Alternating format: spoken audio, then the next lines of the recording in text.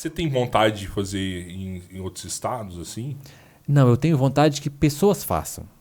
Eu tenho. Sabe, porque eu não gosto de... Vamos lá, fazer uma provocação aqui. Quando vem uma sentença do senhor Alexandre de Moraes, o que a imprensa faz? Alexandre de Moraes determina a prisão de Anderson Torres. Cara, isso é um erro. É um erro. Por quê? Porque a gente começa a concentrar os atos em uma pessoa e aquela pessoa vira ou alvo tanto para o bem quanto para o mal. Ela se concentra. Então o poder judiciário vira o Alexandre de Moraes. Tá errado isso. Não é a gente tinha que falar o seguinte: poder judiciário ou justiça decreta a prisão de Anderson Torres. Isso faria até com que essa pressão que existe sobre a Corte Suprema diminuísse. Por quê? Porque uma coisa é eu falar Alexandre de Moraes, aí todo mundo, então é esse cara. Outra coisa é justiça. Então se eu falo justiça, é um órgão. Acho que ele não quer que fale justiça, colegiado. não. Hein? Ele? Eu acho. Não sei. Não sei. Eu sei que eu acho que é um erro. Eu acho que é um erro. Sem dúvida é um erro. A gente tinha que falar isso. Justiça decreta. Justiça decide. Nem STF. Justiça. Então, no meu trabalho, eu penso a mesma coisa. Eu falo assim, se eu começar a migrar para os outros estados, claro que quando eu vi ali o avião, a gente pousou em Congonhas. Cara, ela achou que ele ia até morrer. Nossa, a primeira vez pousando no aeroporto, de fato, no meio da cidade, né? A Paula tensa. Quando eu cheguei ali, eu pensei, nossa, se a gente viesse também para São Paulo... De distância, né? 1 hora, é super rápido, né? Ficar aqui apesar que um dia é uma matéria, né? Não dá pra fazer um dia é uma matéria. Dia, né? Vindo longe assim, não. Até que em BH dá. Mas eu pensei, se a gente pudesse fazer... Mas depois eu penso assim, não, porque senão o que eu vou fazer? Eu vou concentrar, eu vou patrocinar a defesa do consumidor nas mídias sociais. Então, pensou em defesa do consumidor, vai ser o Ben Mendes. Não é isso, cara, que eu quero. Eu quero que pensou em defesa do consumidor, pensou em código de defesa do consumidor, que pode estar na mão do Tchorró, pode estar na mão do Robertinho, pode estar na mão do Arthur. Entende? Então, eu tenho muito mais vontade que várias pessoas se levantem. Então, aqui no estado de São Paulo, levanta um. No estado de Maranhão, levante outro. Porque aí você tem o quê? A defesa do consumidor, exercida por diversos jornalistas. Claro que cada um vai sendo influência na sua localidade, mas não... Eu acho que antes tinha até que antecipar isso, assim. Tipo, eu sou contra ficar burocratizando demais o Estado. Mas eu penso que quando você vai abrir uma empresa... Sim. Né, isso acontece com a secretária da Receita Estadual, por exemplo. Ela te entrega um papel... Fala, você tem que pregar isso aqui no seu estabelecimento. Você tem que falar que você emite nota fiscal. Você tem que pregar o modelo da nota fiscal no papel. A Secretaria Estadual faz isso daí.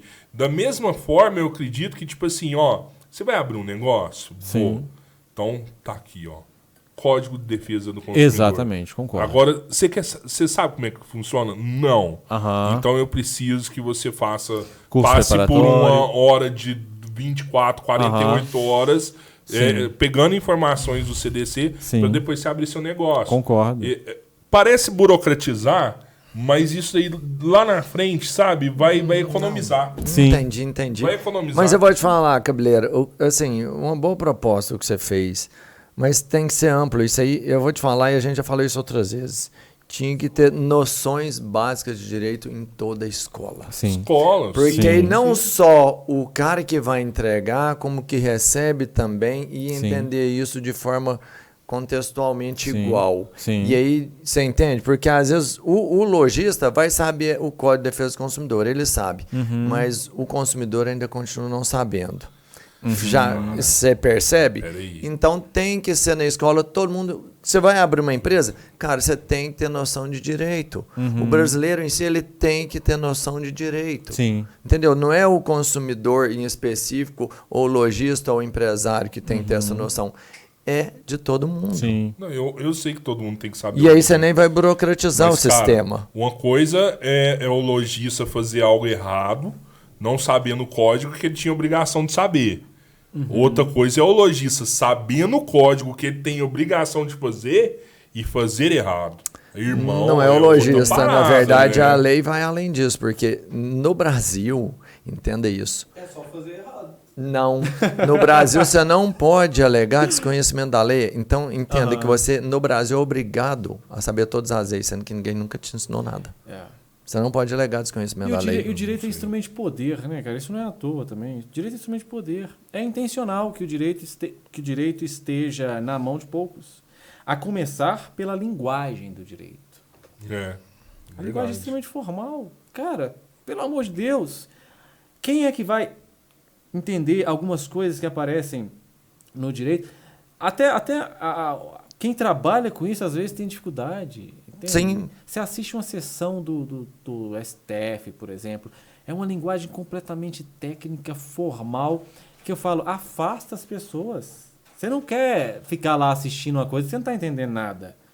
Afasta. Então, é um instrumento o direito é um instrumento de poder, tem a intenção. É necessário que só algumas pessoas saibam acerca do direito do consumidor. É necessário que só... Eu vou espinhar outra coisa aqui agora. Vamos lá, tocar numa ferida. Dizem no Brasil que a gente não pode ter a indústria do dano moral, da indenização por dano moral. Isso é o que muitos juízes falam, para negar indenização por dano moral ou atribuir uma indenização pífia ao dano moral, certo? Diferente dos Estados Unidos. Estados Unidos, você vê lá indenizações milionárias ou bilionárias, certo? Por quê?